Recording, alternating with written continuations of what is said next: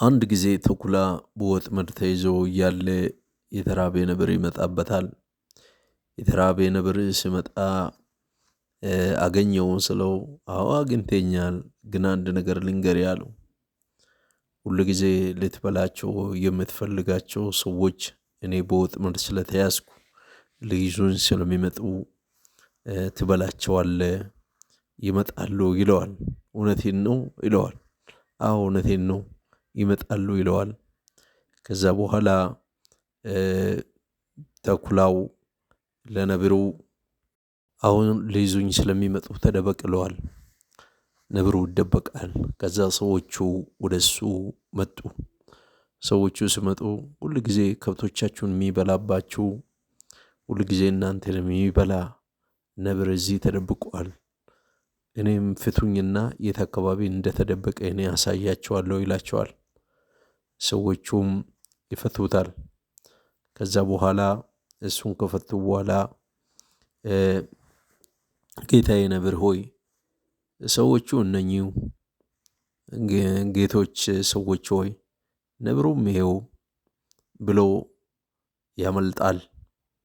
ከዛ በኋላ እናንተ እርስ በርሳችሁ ተገዳደሉ፣ እኔ ስራዬን ተወጥቻለሁ ብሎ ያመልጣል፣ ወደ ጫካ ይገባል። ከዛ ሰዎቹ ወደ ነብሩን ሊገሉ ሲሉ እሱ አመለጠ። ስለዚህ ሰዎችን ለማጣላት ጊዜ አይፈጅባቸውም። ሰዎች አያችሁ፣ ተኩላው ሰዎቹንም ነብሩንም ሸወዳቸው። አንዳንድ ሰዎች ለራሳቸው ሲያመቻቹ ሰዎችን ያጣላሉ፣ ሰዎችን ያገዳድላሉ፣ ሰዎች ለመሃል ጠብን ይዘራሉ። ቤተሰብን ከቤተሰብ፣ ባልን ከሚስት፣ ወንድምን ከእህትን ከወንድም ያለያያሉ።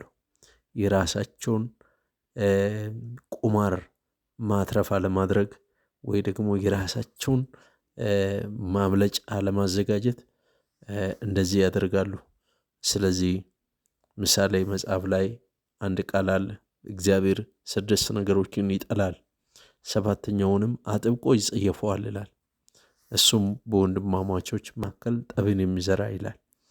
እና ጠብ የሚዘሩ፣ ከጠብ ማትረፍ የሚፈልጉ፣ ከጥላቻ ማትረፍ የሚፈልጉ ሰዎች በዙሪያችን በየዘመኑ አሉ።